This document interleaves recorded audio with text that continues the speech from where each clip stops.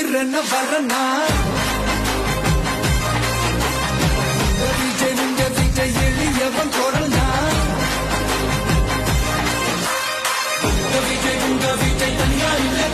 ஓட்டு சிலிப்பு கொடுத்து விட்டா மட்டும் பத்தாது. ஓட்டு போட்டு வெளியே வர நம்மளுக்கு போட்டு காணாங்க கன்ஃபார்ம் பண்ணிக்கங்க.